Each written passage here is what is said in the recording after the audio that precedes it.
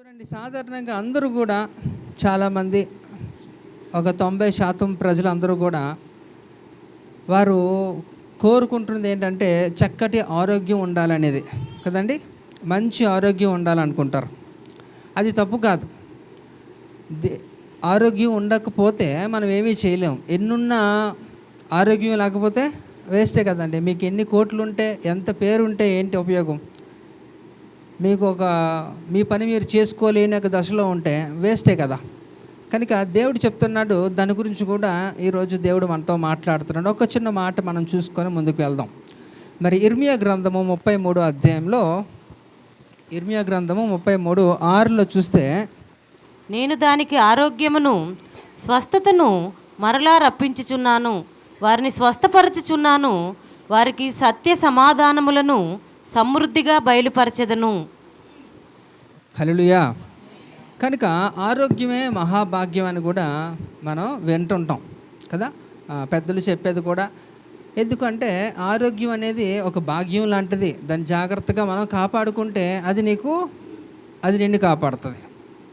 కనుక ఇక్కడ దేవుడు కూడా ఎప్పుడు కూడా తన ప్రజలు, తన బిడ్డలు ఎప్పుడు కూడా అనారోగ్యంగా ఉండాలి, దరిద్రం ఉండాలని దేవుడు ఎప్పుడు కోరుకోడండి. దేవుడు ఎప్పుడు కూడా మీరు సంపూర్ణ ఆయుర ఆరోగ్యాలతో ఉండాలని, వర్ధిల్లాలనేదే దేవుని యొక్క ఉద్దేశం. కానీ దేవుడు ఏ రీతిలో అయితే కోరుకుంటాడో, దేవుడు ఏదైతే ఎక్స్పెక్ట్ చేస్తున్నాడో దానికి భిన్నంగా సాతాను ఎప్పుడు కూడా ఏం చేస్తారట, మిమ్మల్ని అనారోగ్యం పాలు చేయడానికి, మిమ్మల్ని నాశనం చేయడానికే వాడు చేస్తాడు. అందుకనే కదా వాడుకున్నాక ప్రధానమైన 3 గుణాల గురించి యోహాను సువార్తలో 10వ అధ్యాయము 10వ వచనంలో వాడి గురించి రాయబడి ఉంటుంది. ఒకసారి చదవండి. వాడు ఎందుకు వస్తాడంట? చదవాలి. దొంగతనమును హత్యను నాశనమును చేయుటకు వచ్చును గాని. దొంగతనం చేయడానికి, ఇంకా హత్యను హత్య చేస్తారట, తర్వాత నాశనం చేస్తారు. అంటే వాడి వల్ల ఏం పెద్దగా ప్రయోజనం లేదు. వాడితో నువ్వు చేరితే నువ్వు నాశనం అయిపోతావు అంతే. కనుక దేవుడైతే అలా కాదు. అది కొనసాగించండి. అదే చదువుతున్నది 10:10 యోహాను సువార్త. దొంగతనమును హత్యను నాశనమును చేయుటకు వచ్చును గాని మరి దేనికిని రాడు. గొర్రెలకు జీవము కలుగుటకును అది సమృద్ధిగా కలుగుటకును నేను వచ్చితినని మీతో నిశ్చయముగా చెప్పుచున్నాను. ఎవరు? పైన వాడి గురించి చెబుతూ కింద యేసు ప్రభు గురించి తను చెప్తున్నారు. సమృద్ధి జీవం కలగజేయడానికి నా దేవుడు వచ్చాడు. హల్లెలూయా. నశించిన దాన్ని వెదక రక్షించుటకు ఆయన వచ్చాడు కదా. కానీ ఇక్కడ వాడి గురించి ఏంటంటే దొంగతనం చేయడానికి, హత్య చేయడానికి, నాశనం చేయడానికి వచ్చాడు.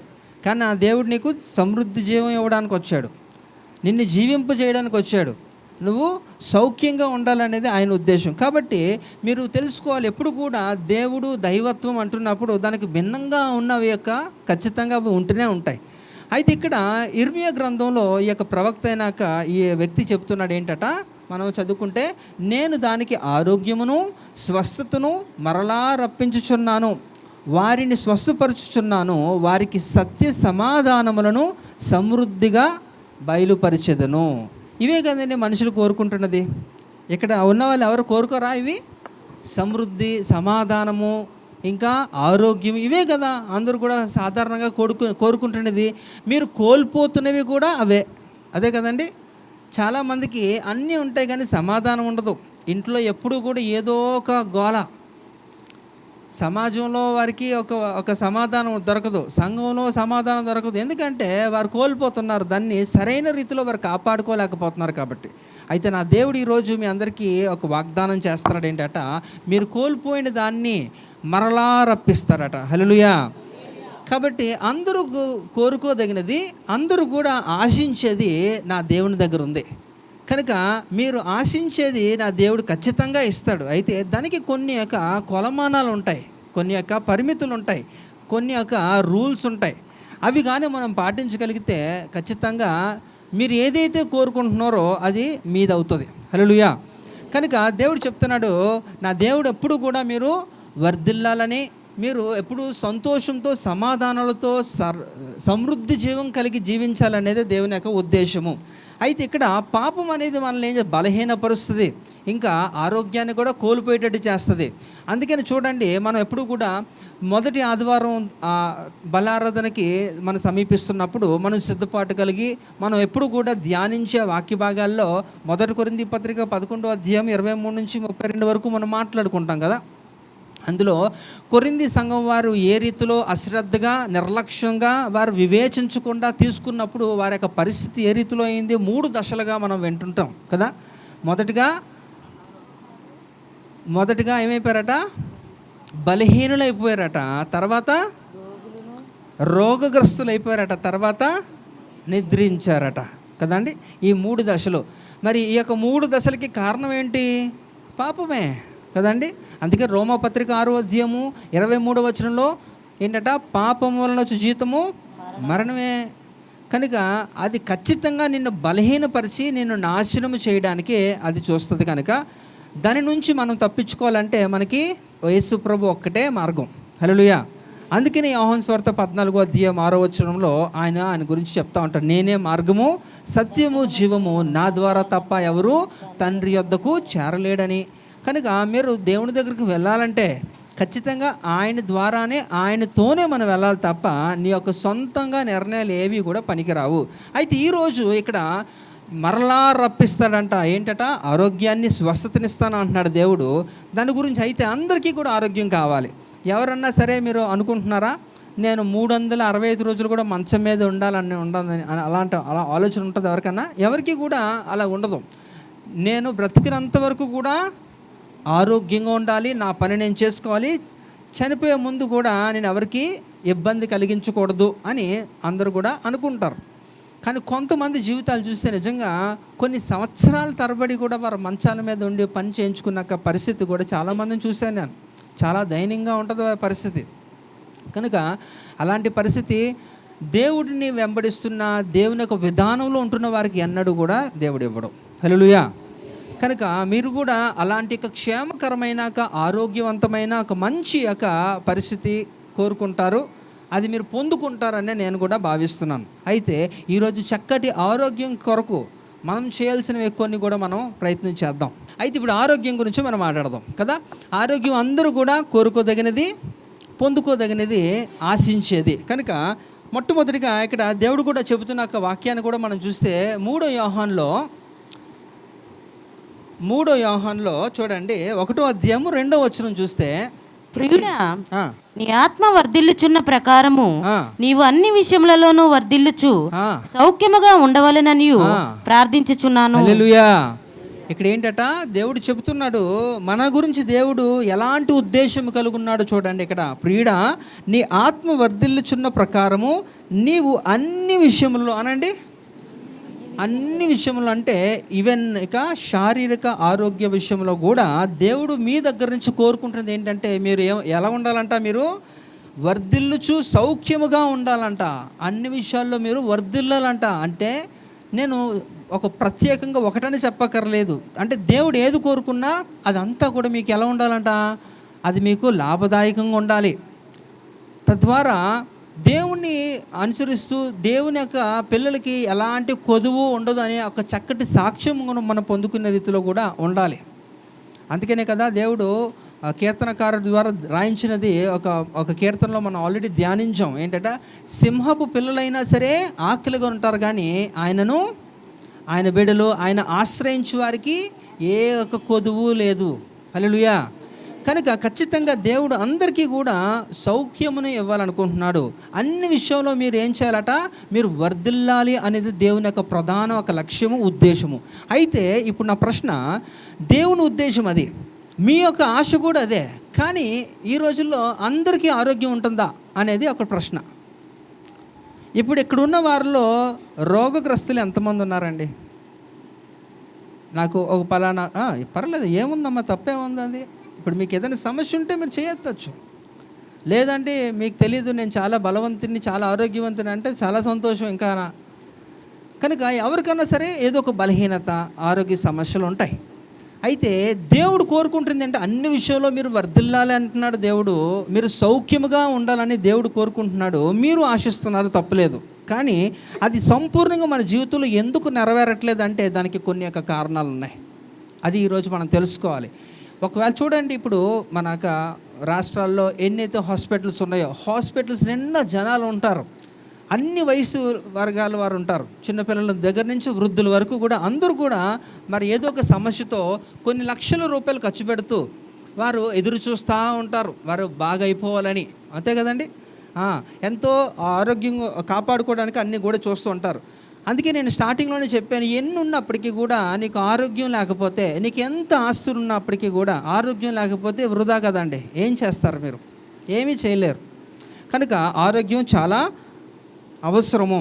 అయితే ఇక్కడ దేవుడు మనకిస్తున్న వాగ్దానమే మనం ఏంటంటే ఆరోగ్యం నీకు కలుగజేస్తాను అంటున్నాడు దేవుడు. హల్లెలూయా.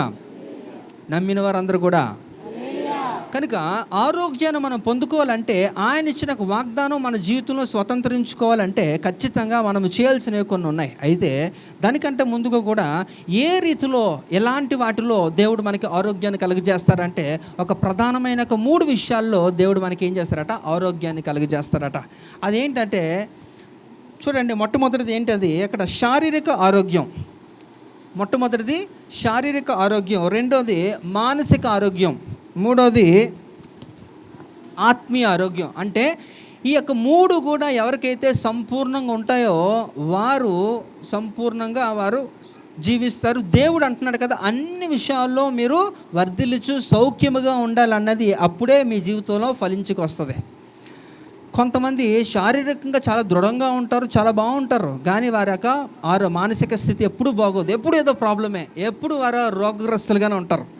అది బాగుందంటే వారి ఆత్మీయ స్థితి ఎప్పుడు కూడా దిగజారిపోయి ఉంటుంది, ఎప్పుడు అది కూడా ఏదో ప్రాబ్లం అని ఉంటుంది. కనుక దేవుడు ఒక్కటే కాదు, దేవుడు ఏది ఇచ్చినా సరే పరిపూర్ణంగా. అందుకని నేను ఎప్పుడు కూడా మత్తయి సువార్త 5వ అధ్యాయం 48వ వచనం ఆఖరి వచనం నేను చదువుతాను. ఏంటట? మన పరలోకపు తండ్రి పరిపూర్ణుడు కనుక మీరు కూడా పరిపూర్ణులై ఉండాలంట. కనుక దేవుడు ఎప్పుడు కూడా ఏది ఇచ్చినా సమృద్ధి, ఏది ఇచ్చినా సరే శాశ్వతంగా ఉంటుంది. ఆయన దగ్గర నుంచి వచ్చేది ఎప్పుడు అలానే ఉంటుంది. అయితే మన దగ్గర నుంచి ఆయనకి వెళుతున్నదే దాంట్లోనే ప్రాబ్లం ఉంటుంది. ఆ బిజినెస్ ట్రాన్సాక్షన్లోనే ఇక్కడ లోపం ఉంటుంది. ఆయన దగ్గర నుంచి వచ్చేది ఏది లోపం ఉండదు. కనుక మీరు ఆలోచించాలి. ఈ 3 విషయాల్లో, ఈ 3 ఏరియాస్లో మీరు ఎలా ఉండాలట? ఆరోగ్యవంతులుగా ఉండాలట. శారీరక ఆరోగ్యం ఎంత అవసరమో మానసిక ఆరోగ్యం కూడా అంతే అవసరం. అలాగే ఆత్మీయక ఆరోగ్యం కూడా మనకి అవసరం. అందుకని అయితే ఇవన్నీ కూడా చెప్తున్నాను. ఇవన్నీ కూడా ఇప్పుడు ఎంతమంది పెద్ద పెద్ద డాక్టర్స్ ఉన్నారు, శాస్త్రవేత్తలు ఉన్నారు, మెడిసిన్స్ని కనిపెడుతున్న వారు, రోగాలకి ఏ రీతిలో వారికి మెడిసిన్స్ తయారు చేయాలనేది, యొక్క వ్యాక్సిన్స్, ఇవన్నీ కనిపెడుతున్న గొప్ప గొప్ప వారు కొన్ని సంవత్సరాలు నిరంతరం కృషి చేసి వారి యొక్క మందులను, డ్రగ్స్ని కనిపెట్టినప్పటికీ కూడా ఫైనల్గా మీకు స్వస్థత ఇవ్వాలంటే ఆరోగ్య ప్రదాత అయిన యేసు ప్రభుని బట్టే. హల్లెలూయా. ఎవరి చేతిలో ఆరోగ్యము లేదు, ఔషధములో కూడా ఆరోగ్యము లేదు. ఔషధం నీకు పని చేయాలన్నా సరే అది దేవుని యొక్క చేతిలోనే ఉంటుంది. అందుకనే కదా దేవుడు కీర్తనకారుడి ద్వారా ఒక మాట అనిపిస్తాడు. చూడండి, 107వ కీర్తనలో 20వ వచనం చూడండి. ఆయన తన వాక్కును పంపి వారిని బాగు చేసెను, ఆయన వారు పడిన గుంటలో నుండి వారిని విడిపించెను. హల్లెలూయా. దేవుడంట ఆయన వాక్కును పంపించి నీకు బాగు చేస్తాడట. సమస్య ఏదైనా సరే నీకు అది ఎప్పుడూ సమస్యగానే ఉంటుంది. ఎందుకంటే మనుషులు కాబట్టి మనకి ఎప్పుడు కూడా అది చాలా పర్వతాల్లాగే ఉంటాయి.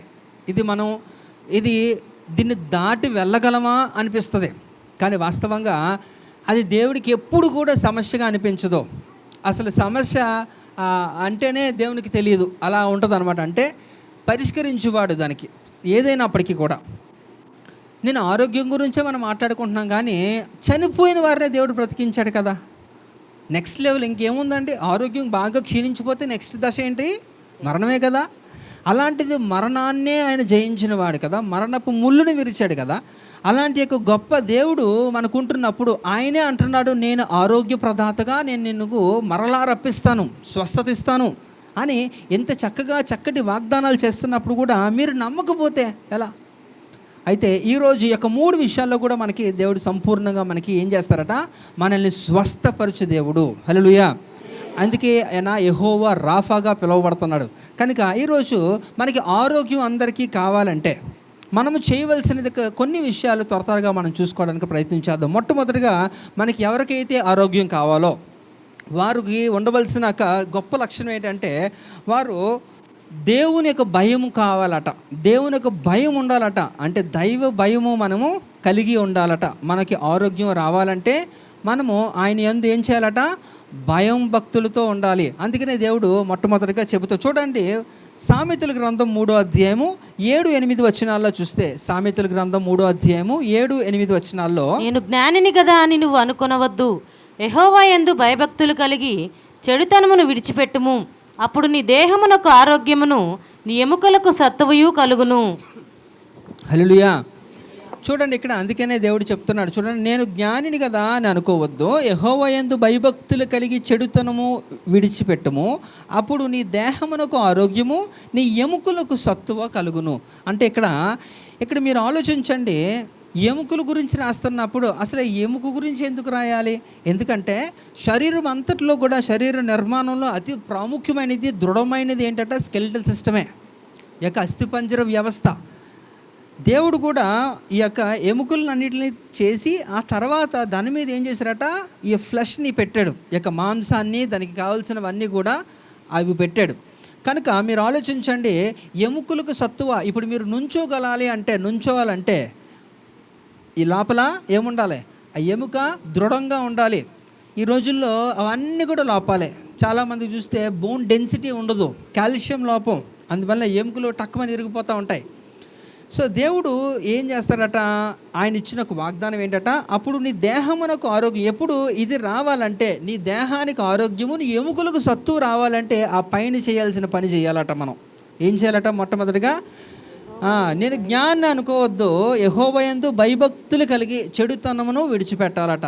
అంటే దేవుని యందు ఎవరైతే భయం కలిగి జీవిస్తారో వారికి దేవుడు ఇచ్చిన ఒక వాగ్దానం ఏంటంటే, నీ దేహమునకు ఆరోగ్యము, నీ ఎముకలకు సత్తువ, అంటే నీకు స్వస్థతని ఇస్తాను, చక్కటి ఆరోగ్యాన్ని ఇస్తాను అనేది. అంటే ఈ రోజుల్లో సంపూర్ణంగా ఆరోగ్యంగా మనం లేకపోవడానికి గల కారణం కూడా దేవుని యందు భయభక్తులలో లోపించడమే అనేది కూడా దేవుడు ఇక్కడ తెలియజేస్తున్నాడు. కనుక మీరు ఆలోచించండి, ఒకవేళ అదే నిజమైతే మీరు దేవునికి లోబడి భయభక్తులతో మీరు జీవించండి, మంచి ఆరోగ్యాన్ని మీరు పొందుకోండి. అంతేకాకుండా యెహోవా యందు భయము. ఇక్కడ ఒక ప్రవక్త అయిన యెహెజ్కేలు ఒక మాట చెప్తాడు. అది ముందు చదివితే మనకు అర్థం కాదు, కానీ అది మనం చదవడానికి ప్రయత్నం చేద్దాం, ఆ తర్వాత నేను ఎక్స్ప్లెయిన్ చేస్తాను. చూడండి, యెహెజ్కేలు గ్రంథం 16వ అధ్యాయము 4వ వచనం. నీ జనన విధము చూడగా నీవు పుట్టిన నాడు నీ నాభి సూత్రము కోయబడలేదు, శుభ్రమగుటకు నీవు నీళ్లతో కడుగబడలేదు, వారు నీకు ఉప్పు రాయకపోయిరి, బట్ట చుట్టకపోయిరి. రైట్. ఇక్కడ చూడండి, ఇది చూస్తే యెహెజ్కేలు ఈ యొక్క మాటని చెప్తున్నాడు. అందులో ఒక మాట చూడండి, ఇది ఏంటంట? నీ నాభి సూత్రము. ఫార్ములా ఏంటట? నాభి సూత్రం. నాభి అంటే కదా. సో ఇక్కడ అంటే ఈ యొక్క బొడ్డు, దాన్ని బట్టి దేవుడు ఏం చేస్తారంటే నీకు ఆరోగ్యాన్ని ఇవ్వాలనుకుంటున్నాడు. అయితే మధ్యస్థం, ఈ యొక్క మొత్తం శరీరాన్ని అంతటికీ కూడా డివిజన్ చేసేది మధ్యస్థం ఎక్కడట? ఇక పొట్ట బాగుందారా ఆ నాభి స్థానమే. ఇప్పుడు శిశువు జన్మించాలంటే, శిశువుకి సరైన పోషణ ఆహారం ఇవ్వాలంటే ఈ యొక్క నాభి స్థానం నుంచి ఎక్కడి నుంచట ఆ పెద్ద పేగు ఏం చేస్తాట? ఆ బిడ్డకి కనెక్ట్ అయి ఉంటుంది. తల్లి తింటున్న ఆహారం అంతా కూడా ఆ బిడ్డకి ఎక్కడ? ఆ పేగు ద్వారా ఆ బొడ్డులోకి ఆ కనెక్టెడ్ ఆ ఇంటెన్సిటన్ ఏదైతే ఉంటుందో దాని ద్వారానే తనకి ఆహారం అందుతుంది. ఏ రీతిలో అయితే ఆ బిడ్డ అలా పోషించబడుతుందో, నీవు కూడా నాభి సూత్రం అనే మాట్లాడుతున్నాడు కదా, అంటే దేవుని యొక్క వాక్యం అనే ఆహారం చేత నువ్వు పోషించబడాలి. అంటే మధ్యస్థానంగా ఎప్పుడు కూడా నీ అంతటిలో కూడా ప్రధాన కేంద్ర బిందువుగా ఏ ఉండాలట? యేసుక్రీస్తు ఉండాలట నీ జీవితంలో. కానీ దేవుడు తప్ప మిగతావన్నీ కూడా నీ జీవితంలో ప్రధాన స్థానాన్ని తీసుకుంటాయి. ఇక్కడ ప్రాబ్లం ఏంటంటే, అందుకే నీకు సరైన ఆరోగ్యం నీకు ఉండట్లేదు. అందుకని ఇక్కడ దేవుడు తెలియజేస్తున్నాడు, కేంద్ర స్థానంలో ఉంటున్న అది కనుక అదే ముఖ్యమైన అవయవాలన్నిటికీ కూడా మనకి ఏం చేస్తుందట? ఆహారాన్ని సప్లై చేస్తుంది. ఇప్పుడు మీరు తినేదంతా కూడా ఎక్కడికి వెళ్తుంది? మీరు నోటి ద్వారా తీసుకుంటున్న ఆహారం అంతా కూడా మీ యొక్క పేగుల్లోకి వెళ్ళి ఆ పేగుల్లో నుంచి జీర్ణమయ్యి ఆ తర్వాత మిగతా రక్తంగా మారి అన్ని అవయవాలకు కూడా అది సరఫరా చేస్తుంది. అవునా? అంటే ఆ పేగు అది హోల్డ్ చేసి అందులో నుంచి ఏదైతే అనేక రసాయనాలు ఈ యొక్క కెమికల్స్ ఉంటాయన్నమాట, ఈ యొక్క అమినో యాసిడ్స్, ప్రోటీన్స్ అవన్నీ కూడా ఏం చేస్తాట మీ యొక్క తినిన ఆహారాన్ని దాన్ని జీర్ణం చేస్తాయి. ఆ తర్వాత రక్తంగా మార్చబడి ఆ తర్వాత మిగతా అన్నిటికీ కూడా. కనుక అందుకే వాక్యం అనే ఆహారం మీరు భుజించాలని ఇదే యెహెజ్కేలు గ్రంథం 3వ అధ్యాయం 3వ వచనంలో కూడా మనం చదువుకున్నాం కదా. చదువుతారా ఒకసారి? మనం ఏం చేయాలో అది ఆల్రెడీ మనం మాట్లాడుకున్నాం రీసెంట్ టైంలో. మిత్రుడా, నేనిచ్చుచున్న ఈ గ్రంథమును ఆహారముగా తీసుకొని దానితో నీ కడుపు నింపుకొనమని నాతో సెలవీయగా నేను దాన్ని భక్షించి తిని కదా. అంటే దేవుడిచ్చు ఆహారాన్ని మనం తీసుకున్నప్పుడు మనకి ఆరోగ్యము, అంతే కదండి. మనం పోషించబడాలి, మనం రక్షించబడాలి, మనం బ్రతకాలి అంటే అదే. కనుక అందుకని ఇది నాభి సూత్రం అని ఆయన తెలియజేస్తున్నాడు. కనుక ఇప్పుడు నీకు ఆరోగ్యం రావాలంటే ప్రధానంగా ఏం చేయాలట? దేవుని యందు భయభక్తులు కలిగి నువ్వు జీవించాలి. అందుకే చెడుతనాన్ని విడిచిపెట్టమంటున్నాడు. నువ్వు జ్ఞాని అనుకోవద్దు, నీకు అంత నువ్వే బోస్ట్ చేసుకోవద్దు. ఆ తర్వాత ఏం చేయాలట? ఒకవేళ కానీ నువ్వు ఇది కానీ చేస్తే దేవుడు ఏం చేస్తాడట? నీకు నీ దేహమునకు ఆరోగ్యము, నీ ఎముకలకు సత్తువ, నీకు సత్తువ ఇస్తాడట. కనుక చక్కటి ఆరోగ్యాన్ని పొందుకోవడానికి అది తినండి ఇది తినండి అని నేను మంత్రిని సత్యనారాయణకి చెప్పను. అది మంచిదే కాదనట్లే, కానీ అంతకంటే ప్రాముఖ్యమైనది. అందుకని ఒకవేళ అదే నిజమైతే మరి యేసు ప్రభు వారు మత్తయి సువార్త 4వ అధ్యాయం 4లో ఎలా రాయించాల్సిన అవసరమే లేదు కదా. ఏంటంటే మనుషుడు రొట్టె వలన కాదు కానీ దేవుని నోటి నుంచి వచ్చే ప్రతి మాట వలన కూడా జీవించును అంటున్నప్పుడు మరి ఏంటిది అంటే, అందుకనే మనం కూడా మనకి చక్కటి ఆరోగ్యము కావాలంటే మనము దేవుని యందు భయభక్తులు కలిగి జీవించడము ఉత్తమం. హల్లెలూయా. అలాగే చాలామందికి విసుగు వస్తుంది. చాలామందికి ఏంటంటే వారు ఎప్పుడు అనారోగ్యంతో ఉంటున్నప్పుడు ఎందుకండి ఈ జీవితం చచ్చిపోతే బాగున్ను అనే ఒకలాంటి నిరాశ నిస్పృహలో కూడా వారు ఉంటారు, మాట్లాడుతుంటారు కొంతమంది కదా. మేబీ నాకు దశలో కొంతమంది ద్వారా నేను కూడా విన్నాను అలాగా. ఎందుకని ఎప్పుడు ఇదే ప్రాబ్లం అన్నట్టుగా, ఎప్పుడు వారు బాగుపడరు. అయితే అలాగని చెప్పి మీకు మీ మీద అధికారం లేదు కదా, మీరు చనిపోవడానికి అధికారం లేదు. ఎందుకంటే దేవుడు చెప్తున్నాడు నరహత్య చేయకూడదు కదా. నిర్గమకాండం 20వ అధ్యాయం 13వ వచనంలో నరహత్య చేయకూడదు, దేవుని యొక్క ఆజ్ఞల్లో అది కూడా ఒకటి. కనుక మీ మీద మీకు రైటే లేదు వాస్తవంగా చెప్పాలంటే. ఎందుకంటే 1 కొరింథీ పత్రిక 6వ అధ్యాయం 19-20 ప్రకారంగా మీరు విలువ పెట్టి కొనబడిన వారు కనుక కదా. అంటే you are paid with price, మీరు కొనబడ్డారు కనుక మీ మీద మీకు రైట్ లేదు కనుక సమస్త హక్కులు కూడా దేవునికే మీ మీద ఉన్నాయి. ఈవెన్ ఈ యొక్క గవర్నమెంట్లో కూడా రూలు మనకు ఐపీసీలో కూడా చూసుకుంటే సూసైడ్ అది క్రైమ్, అది ఒఫెన్స్, అది అవునా. ఒకవేళ ఎవరన్నా సరే ఆత్మహత్య చేసుకునే ప్రయత్నం చేసినప్పుడు వాళ్ళకి పోలీసులకు తెలిస్తే కేసు పెట్టి మిమ్మల్ని లోపలేస్తారు. అది తప్పు, అది చేయకూడదు. దేవుడు కూడా ఎప్పుడో మనకు చెప్తున్నాడు. అయితే ఇక్కడ అలాగని చెప్పి బాగాలేదు కాబట్టి నేను ఈ దేహంలో ఉన్న చచ్చిపోతాను అని అనకూడదట. అలాగ అనరంట ఎవరు కూడా. దాన్ని బాగు చేసుకోవాలని కూడా దేవుడు చెప్తున్నాడు. అందుకని చూడండి, యెషయా ప్రవక్త అంటాడు 33వ అధ్యాయం 24వ వచనం చూడండి. యెషయా గ్రంథము 33:24. నాకు దేహములో బాగులేదని అందులో నివసించువాడెవడును అనడు, దానిలో నివసించే జనుల దోషము పరిహరింపబడును. హల్లెలూయా. అది బాగాలేదని నీ శరీరంలో ఎప్పుడు జబ్బు ఉందని నేను ఇందులో ఉన్నాను ఆత్మ అంటదా? ఒకవేళ అంటే నువ్వు పోతావు, అంతే కదా. ఆత్మ బయటికి వెళ్ళిపోతే చచ్చిపోయినట్టే, అదే నిర్ధారణ. కనుక దాన్ని బాగు చేసుకోండి, దోషాన్ని ఏం చేసుకోవాలా?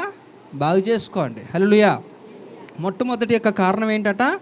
మీరు అనారోగ్య పాలవడానికి లేకపోతే ఆరోగ్యం పొందుకోలేకపోవడానికి అనేక కారణాలు ఉన్నప్పటికీ కూడా మనము ధ్యానించిన మొట్టమొదటిది ఏంటట? దేవుని యందు భయభక్తులు కలిగి ఉంటే నీకు ఆరోగ్యం ఇస్తానని ఆయనే మనకి చెబుతున్నాడు. మరి రెండోది కూడా చూద్దాం. రెండోది ఏంటట? ఇంపైన మాటలు ఆరోగ్యకరమట. రెండోది ఏంటట? ఇంపైన మాటలు, మంచి యొక్క మాటలు. చూడండి సామెతల గ్రంథం 16వ అధ్యాయం 24వ వచనం.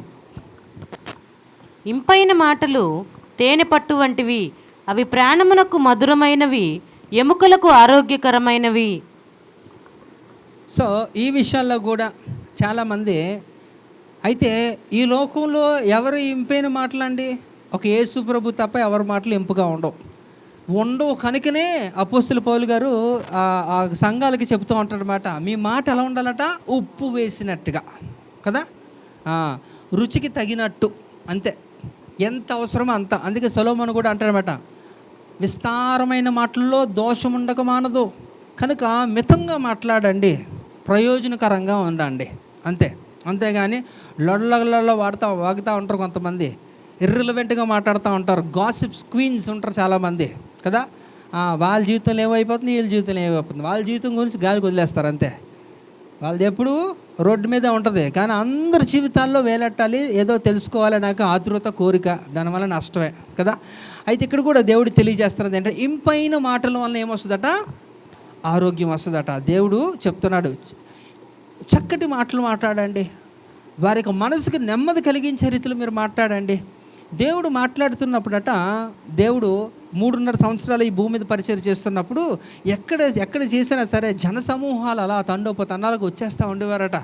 వచ్చి ఇన్స్టెంట్గా అక్కడికక్కడే వెంటనే ఏమైపోయారట, మార్పు చెంది వారు మారు మనసు చెంది వారు ప్రభువుని అంగీకరించిన పరిస్థితి, బాప్తిజం తీసుకున్న పరిస్థితి. చక్కటి మాటలు, ఇంపైన మాటలు నీకు ఆరోగ్యదాయకంగా ఉంటాయి. ఇక్కడ చూడండి, సామెతల గ్రంథం 4వ అధ్యాయం 22వ వచనంలో కూడా ఒక మాట, దొరికిన వారికి అవి జీవమును, వారి సర్వ శరీరమునకు ఆరోగ్యమును ఇచ్చును. హల్లెలూయా. ఏంటి దొరికేవి, ఏం దొరుకుతాయి, చికెను, బర్గరు, బిర్యానీ, ఇవా? ఏం మాటలు, అంతే. దేవుని మాటలు దొరికిన వారికి ఏమైపోద్దట, దాని గురించి అది అనుభవించిన వారికి తెలుసు. దాని గురించి మీకు అనుభవం లేకపోతే మీరు దాని గురించి ఏం చెప్పగలుగుతారు, కానీ మీకు అనుభవం ఉంటే మాత్రం ఖచ్చితంగా దాని గురించి ఒక చక్కటి సాక్ష్యం చెప్తారు. అవునండి, దేవుని మాటలు నేను విన్నాను కనుక నాకు అది మనిషికి నెమ్మదినిచ్చిందని మీరే మాట్లాడతారు. కనుక ఇంపైన మాటలు మనం మాట్లాడితే అది మనకి ఆరోగ్యాన్ని ఇస్తాయట. కనుక ఇప్పటి వరకు కూడా ఒకవేళ మీరు కానీ ఇతరులకు గాయపరిచే రీతిలో దోషణకరంగా పనికిరాని చెత్త మాట్లాడితే దాన్ని సరిచేసుకుంటే నీకు ఆరోగ్యం వస్తుంది, ఇతరులకి కూడా మీరు హెల్ప్ చేసిన వారు అవుతారు. కనుక చక్కటి మాటలు, మీ మాటలు, మీ సంభాషణ ఉప్పు వేసినట్టుగా ఉండేటట్టు చూసుకోండి, అది మీకు క్షేమకరం. హల్లెలూయా.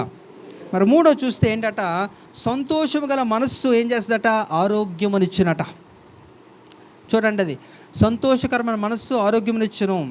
ప్రొవర్బ్స్ 17:22 చూడండి. సామెతలు 17. సంతోషము గల మనస్సు ఆరోగ్య కారణము, నలిగిన మనస్సు ఎముకలను ఎండిపోజేయును. చాలమ్మా. కనుక సంతోషం గల మనస్సు ఏంటట, మనస్సుకి ఆరోగ్యకరమట. ఈ రోజుల్లో ఎప్పుడు కూడా ఎంత సంపాదించినా వారికి సంతోషమే ఉండదు. వారి మొహాలు చూస్తే మనకి ఎలాగుంటుందంటే,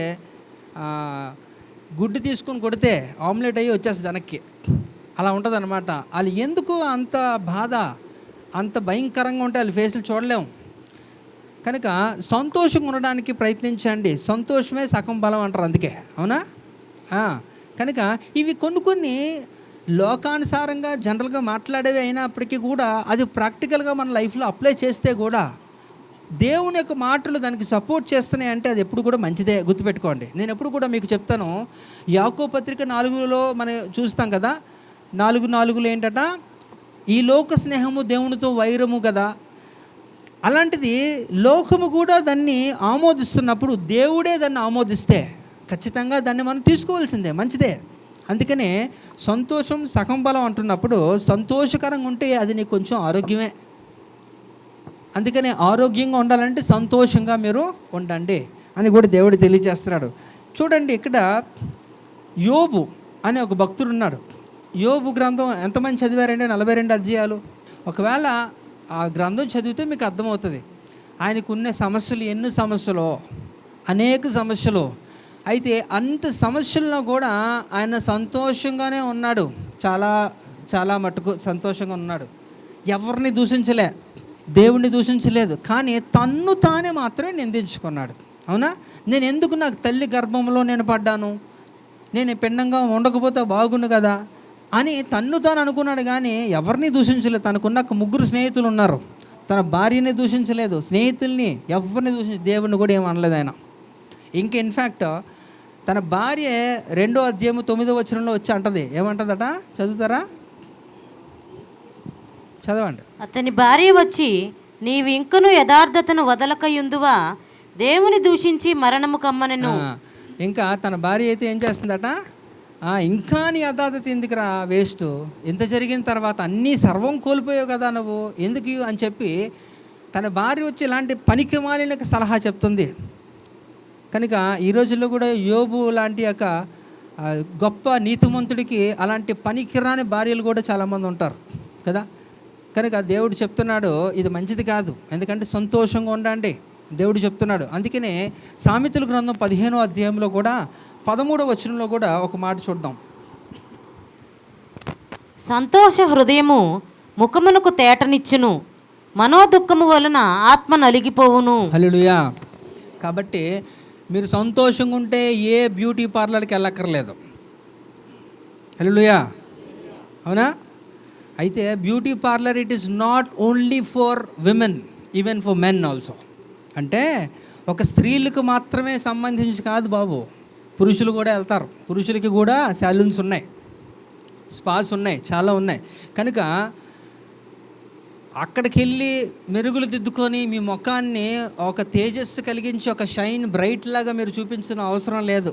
ఇక్కడ ఏంటట, మీరు సంతోషంగా ఉంటే ఆటోమేటిక్గానే మీ యొక్క ముఖ కాంతి కనిపిస్తుందట. అందుకనే మోషే చూడండి, మోషే సియోను పర్వతం మీదకి వెళ్ళినప్పుడు దేవునితో ముఖాముఖిగా ఉపవాసం ఉండి 40 దినాలు ఆయన ఉండి, ఆయన తర్వాత తిరిగి కిందకు వస్తున్నప్పుడు చూసిన వారు ఎవరు కూడా మోషని ఎదుర్కోలేకపోయారట, మోషని చూడలేకపోయారట. ఎందుకంటే ఆ ముఖ కాంతి ఎంత ప్రకాశవంతంగా ఉందట, వారు చూడలేకపోయారట మోషని. అంటే దేవునితో నీకున్నాక ఆ సంబంధం ఉంటున్నప్పుడు, సంతోషకరంగా నీవు ఉల్లాసంగా ఉంటున్నప్పుడు ఆటోమేటిక్గా నీ ముఖంలో అది రిఫ్లెక్ట్ అవుతుంది. కనుక నీ ఆరోగ్యానికి అది కూడా ఒక కారణము. అంటే మొట్టమొదటి కారణం ఏం చూసాం మనం,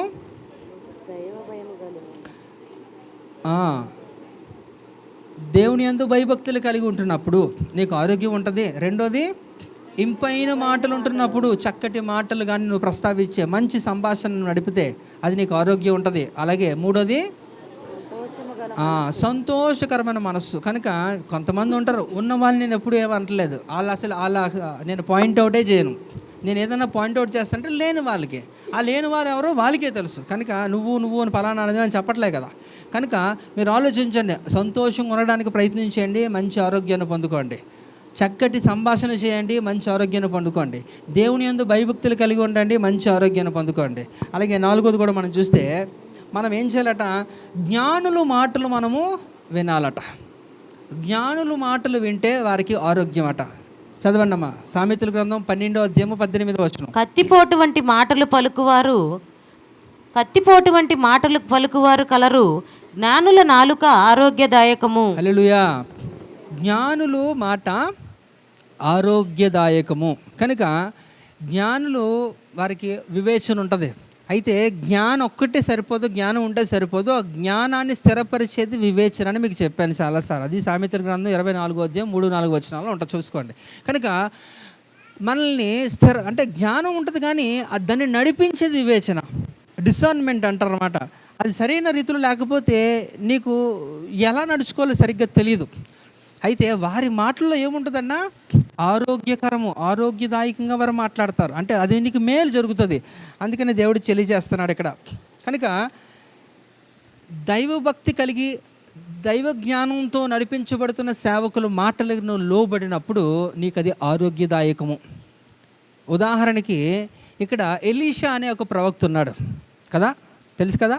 ఎలీషా అనే ఒక ప్రవక్త 2 రాజుల గ్రంథం 5వ అధ్యాయము 14వ వచనంలో చూస్తే, అక్కడ ఒక శతాధిపతి అయిన ఎవరు, అతని పేరేంటి, నయమాన్ అనే ఒక సిరియా దేశానికి చెందిన వ్యక్తి. శతాధిపతిగా ఆయన ఆర్మీ యొక్క చీఫ్ ఆఫీసర్గా ఉంటున్నప్పుడు ఆయనకు కుష్ఠరోగం ఉంది, అందరికీ తెలిసిన విషయమే. అలాంటిది ఆయన మాటలకు ఎప్పుడైతే ఈ యొక్క ప్రవక్త అయిన ఎలీషా మాటలకు లోబడి ఎందులోకి వెళ్ళాడు? యోర్దాన్ నదిలో ములగమన్నాడు. 7 సార్లు ములిగినప్పుడు ఆయనకి ఎలాంటి ఆరోగ్యం వచ్చిందండి కదా? పసిపిల్లల దేహం వలె అయిపోయిందట. ఆయన ఎప్పుడు ఎక్స్పెక్ట్ చేస్తున్నాడు, ఏదో మేబీ అక్కడ మచ్చ ఉంటే ఆ మచ్చ పోద్దేమో అనుకున్నాడేమో, కానీ దానికంటే ఎక్కువ. అంటే నా దేవుడు నిన్ను దీవిస్తే, నా దేవుడు కానీ నిన్ను స్వస్థపరిస్తే కనీసం పాత గుర్తులు కూడా ఉండవట. హల్లెలూయా. అంటే అంతగా బాగు చేస్తాడు. అందుకే నేను చెబుతున్నాను, కీర్తనలో 107:20 మాట మనం ఇందాక చదువుకున్నాం కదా. ఇందాక ఏం చదివాం? గుర్తుపెట్టుకోలేవు అన్నీ కూడా. ఆయన వాక్ను పంపించినప్పుడు ఏం చేస్తాడట? అది నీకు బాగు చేస్తాడు, అంతటా కూడా అది వెళ్తుంది. కనుక నీ జీవితంలో కూడా దేవుడు ఆ వాక్ను పలుకుతున్నప్పుడు పాత చర్యలు ఏవి కూడా కనబడవు, నీ పాత గుర్తులు ఏమి కూడా ట్రేసెస్ కనబడవు. అలా దేవుడు చేస్తాడు. కనుక అంతటి చక్కటి ఆరోగ్యం పొందుకోవాలంటే ఈ యొక్క మినిమం సూత్రాలు మనం పాటించాలి. నాకు అవ్వదండి అంటే ఇంక నేనేం చేయలేను. ఇంకా సమస్యకి పరిష్కారం చెప్తున్నప్పుడు కూడా నాకు ఈ పరిష్కారం వద్దంటే ఏం చేస్తారు? ఎవడేం చేయలేడు. కనుక జ్ఞానుల మాటలు వింటే నీకు ఆరోగ్యం. కనుక దైవజనుల మాట మీరు వినండి, అది మీకు ఆరోగ్యకరం. ఇంకా చూస్తే వాక్యానుసారమైన జీవితం మనకేం చేస్తుందట? ఆరోగ్యాన్ని కలుగజేస్తుంది. చదవండి అది. దేవుడైన యెహోవా వాక్కును శ్రద్ధగా విని ఆయన దృష్టికి న్యాయమైనది చేసి ఆయన ఆజ్ఞలకు విధేయులై ఆయన కట్టడలన్నిటినీ అనుసరించి నడిచిన ఎడల నేను ఐగుప్తులకు కలుగజేసిన రోగములలో ఏదియూ మీకు రానియను, నిన్ను స్వస్థపరిచే యెహోవాను నేనే అనెను. చాలు కదా. ఐగుప్తు ఇక చాలా విచిత్రంగా ఉంటుందండి. ఈ యొక్క ఐగుప్తు స్టోరీ ఎప్పుడు మనం మాట్లాడుకున్నా చాలా విచిత్రంగా ఉంటుంది. అద్భుతం అంటే మరి అంతే. అందుకే నేను ఎప్పుడు చెప్తాను, బైబిల్ లెజెండ్స్ అని పిలువబడుతున్న మన పూర్వీకుల్లో అందరిలో కూడా చూస్తే మోషేకి ఒక ప్రత్యేకమైన స్థానం ఉంది. ఆయన చేసిన అద్భుతాలు ఏ ఒక్కరూ చేయలేదు. పెద్ద అద్భుతాలు కొన్ని సంవత్సరాల తరబడి. అది అద్భుతం కాదా? 40 సంవత్సరాలు ఎవడండి అద్భుతాలు చేస్తాడు? అద్భుతం అంటే ఏంటి? అపురూపంగా ఎప్పుడూ జరగాలి కదా, అవునా కదా? రేర్ ఇన్సిడెంట్స్ అన్నమాట అవన్నీ కూడా. ఎప్పుడన్నా అది జరిగితే ఓకే, ఎప్పుడు ఎవరు చేయలేనిది చేస్తే అద్భుతం, ఎప్పుడన్నా అప్పుడప్పుడు జరిగితే ఓకే. కానీ ప్రతిరోజు కూడా 40 సంవత్సరాలు అద్భుతాలు అంటే ఏం మాటలా? ఏ గవర్నమెంట్ కూడా నాకు తెలిసి ప్రపంచంలో వారికి ఉన్న జీడిపి ఏది కూడా అంతగా చేయలేదు. అంతగా అన్ని 30 లక్షల మంది ప్రజలకి నిరంతరము కూడా 3 పూట్ల భోజనం పెట్టి నీళ్లు ఆహారం అందించి వారిని ఎలాంటి కనీసం ఒక్కడికి కూడా ఒక రోగం వచ్చినట్టు కూడా మనకి కనబడలేదు. వారు ఆ 40 సంవత్సరాలు ప్రయాణంలో చచ్చిపోయారు కావాలంటే, అంతేగాని అది కూడా వారు అవిధేయతను బట్టే కదా. కృతజ్ఞత లేకపోవడం, సనుగుతూ గొనుగుతూ అలా చేయడం బట్టి దేవుని యొక్క ఉగ్రతకు పాత్రులయ్యారు. కానీ వాస్తవంగా ఆ ప్రయాణ మార్గంలో వారికి ఎలాంటి అలసట లేదు, వారికి ఎలాంటి బాధ, కనీసం రోగం ఏదీ లేదు. తుమ్ములు దగ్గులు వచ్చినట్టు కూడా ఎక్కడ బైబిల్లో లేవు కదా. అంటే దేవుడు ఎలా చేస్తాడో, ఏం చేసినా అంత పర్ఫెక్ట్గా చేస్తాడు. అయితే ఐగుప్తుల్లో కలిగిన రోగాలు తెగుళ్ళకి ఏది కూడా మీకు రావు అని ఒక వాగ్దానం చేశాడు. గోషేన్ అనే ప్రాంతంలో ఐగుప్తులోనే ఒక ప్లేస్ అది. అలాంటి ప్లేస్లో ఐగుప్తుటంతటా కూడా 10 తెగుళ్ళు కూడా వీరవిహారం చేస్తున్నప్పుడు ఒక్కటి కూడా ఎవరికి రాకపోవడం ఏంటి అంటే దేవుడు ఏ రీతిలో కాపాడతాడని ప్రజల్ని చూడండి. అందుకే నేను మీకు మోషేనే రాసిన కీర్తన గురించి మీకు చెప్తా ఉంటాను ఎప్పుడు కూడా.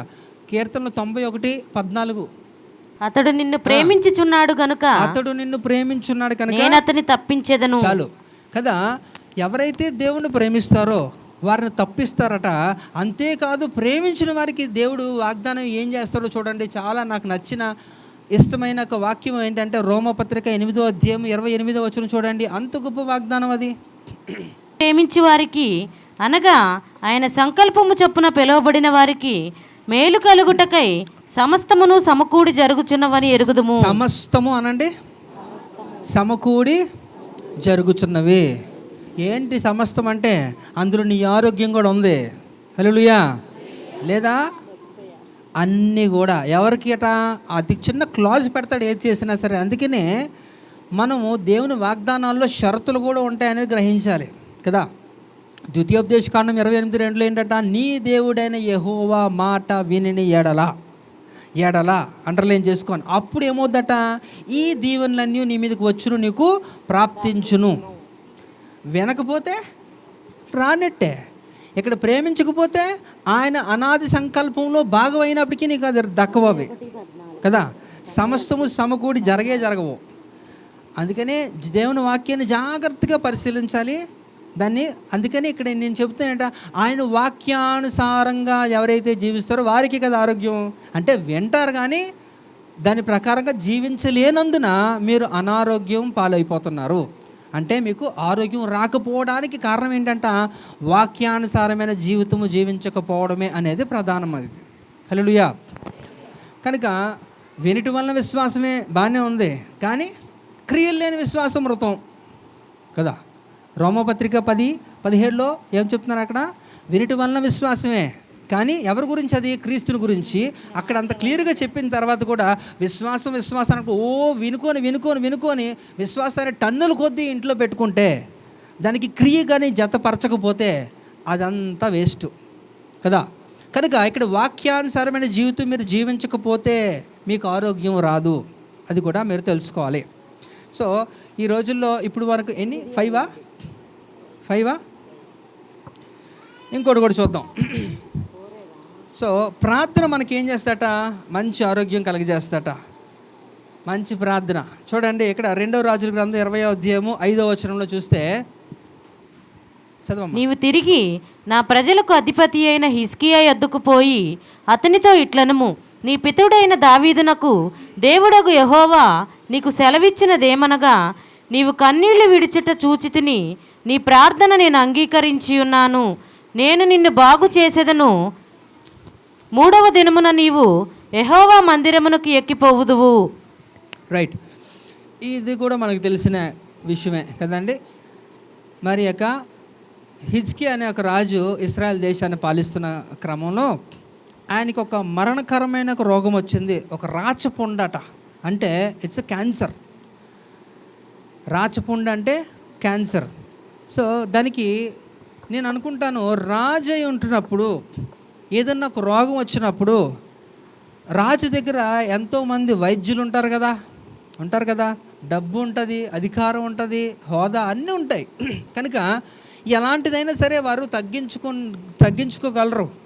నేను అనుకుంటాను ఖచ్చితంగా ఆయన కూడా ఎంతో ప్రయత్నం చేసి ఉంటాడు, ఎంతోమంది వైద్యులు సంప్రదించాడు, కానీ ఏది ప్రయోజనకరంగా రాలేదేమో. మేబీ ఇతర దేశాలను కూడా సంప్రదించుంటాడు, ఎక్కడెక్కడో ఏవో ఔషధాలు తెప్పించి ఉంటాడు, కానీ అది కుదరలే, అయిపోయింది. దేవుడు కూడా ఏం చేశాడంటే లెక్క చూసాడు, అయిపోయింది అని యెషయా ప్రవక్త ఆ కాలంలో ఆయన పనిచేస్తుంటే ఆయనకి చెప్పి పంపించాడు, బాబు వెళ్ళి కొంచెం చెప్పు, అన్నీ సర్దిసుకోమను అని చెప్పినప్పుడు ఆయన కోటలోకి ఎంటర్ అయ్యి లోపలికి వెళ్ళి ఈ మాట చెప్పినప్పుడు ఆయన చెప్పి మరలా వెనక్కి వెళ్ళిపోతున్న క్రమంలోనే అక్కడ ఆయన ఏం చేశారట, ఒక చిన్న ప్రార్థన చేశాడు. గోడ వైపు తిరిగిపోయి ప్రార్థన చేసినప్పుడు దేవుడు దానికి వెంటనే స్పందించి ఏం చెప్పాడంటే, ఆ యెషయాని వెళ్ళిపోతున్నాడు మళ్ళీ వెనక్కి వెళ్ళి చెప్పు, ఇంకో 15 సంవత్సరాలు ఎక్స్టెన్షన్ ఇచ్చాను అని చెప్పినప్పుడు ఆయనకి ఏం చెప్పాలో తెలియదు. ఇప్పుడే నువ్వే కదా చెప్పు, ఇప్పుడు నా మాట ఎవడు విలువిస్తాడు, నువ్వే చెప్పమంటున్నావు, చచ్చిపోతున్నావు, మళ్ళీ నువ్వే చెప్పు, బ్రతుకుతున్నావు అంటే ఏంటి అన్నట్టుగా ఆయన ఫీల్ అయ్యాడేమో యెషయా. వెళ్ళి మాట చెప్పినప్పుడు అంటే ఇక్కడ చూడండి, సరైన ప్రార్థన చక్కగా మీరు ప్రార్థన చేస్తే ఆ ప్రార్థన కూడా మీకు ఏమిస్తుందట, ఆరోగ్యాన్ని కలుగజేస్తుంది.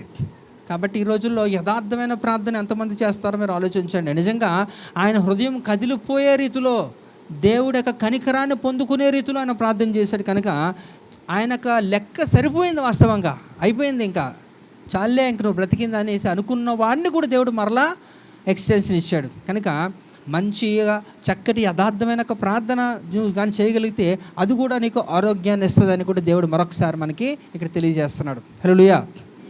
అంతేకాదు ఇక్కడ నిర్గమకాండము 12వ అధ్యాయము 13వ వచనంలో కూడా చూస్తే అక్కడ మోషే అక్కైన మిరియాం విషయంలో కూడా ఒక సందర్భం ఒకసారి చూడండి. మోషే ఎలుగెత్తి, దేవా దయచేసి ఈమెను బాగు చేయమని యెహోవాకు మొరపెట్టెను. ఏంటి సందర్భం? ఆవిడకి ఏంటి ప్రాబ్లం, ఏంటి మిరియాంకి ఏంటండి ప్రాబ్లము? ఏమైంది మిరియాంకి? కుష్ఠరోగం వచ్చిందా? చిన్నప్పటి నుంచి అంతేనా? తను మధ్యలో వచ్చిందా? కుష్ఠరోగులతో కలిసి తిరిగిందంటారా? ఎందుకు వచ్చింది తనకు ఆ రోగం? ఎందుకు వచ్చింది? మోషే అన్న మీద మోషే మీద అన్న మీద కాదు, మోషే మీద ఏం చేసిందట? గొనిగింది, సనిగింది. ఏంటట? ఈడికేం పోయే కాలం, కూషు దేశపు స్త్రీ ఎందుకు చేసుకోవాలి? సిపోరా ఉంది కదా. కూషు దేశపు స్త్రీ ఎలా ఉంటుంది? నల్లగా ఉంటుంది. కానీ మోషేకి చాలా చక్కగా తెల్లగా కనబడిందేమో.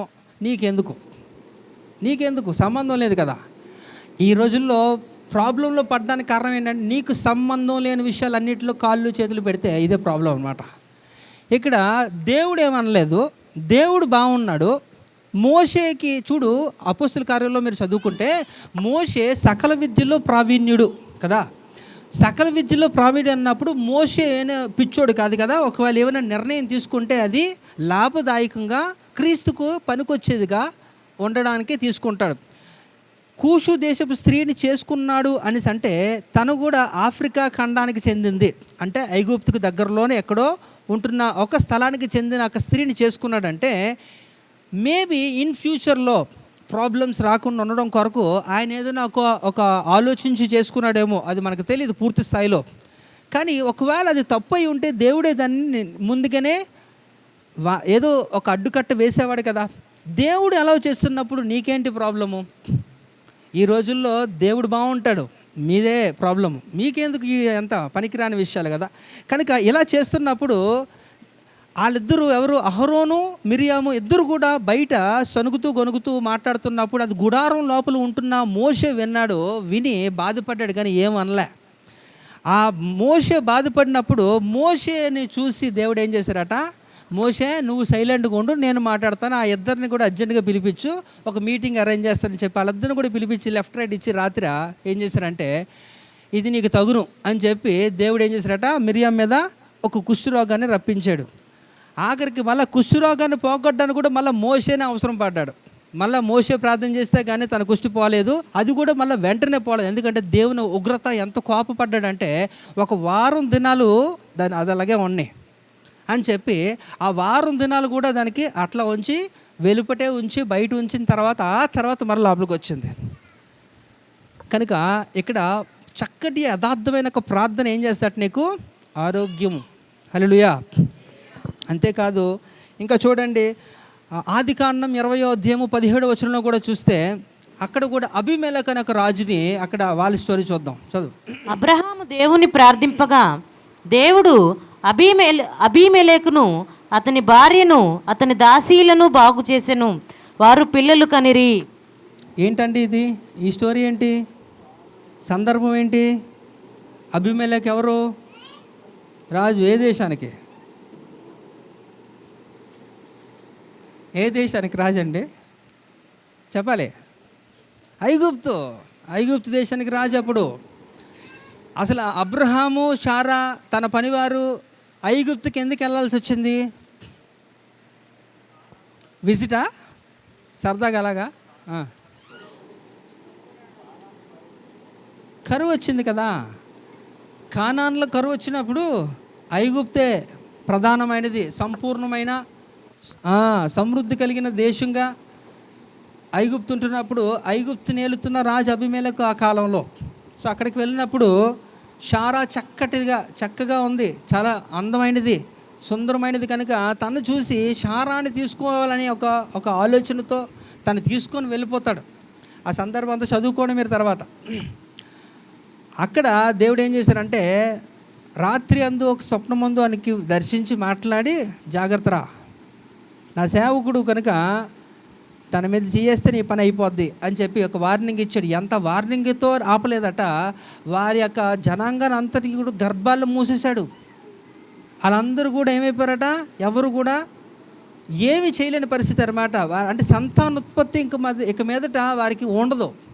అలా చేశారన్నమాట. తన భార్యని కానీ లేకపోతే మిగతా వారందరినీ కూడా, ఆ దేశంలో వారందరికీ కూడా అదే పరిస్థితి అయినప్పుడు వారు భయపడిపోయి మరలా వీళ్ళని చక్కగా రాయల్గా అంతే కూడా ఇచ్చి పంపించి, బాబు నీకేం కావాలి అన్నీ తీసుకుపో అని చెప్పి అన్నీ కూడా ఇచ్చి పంపించేశారు.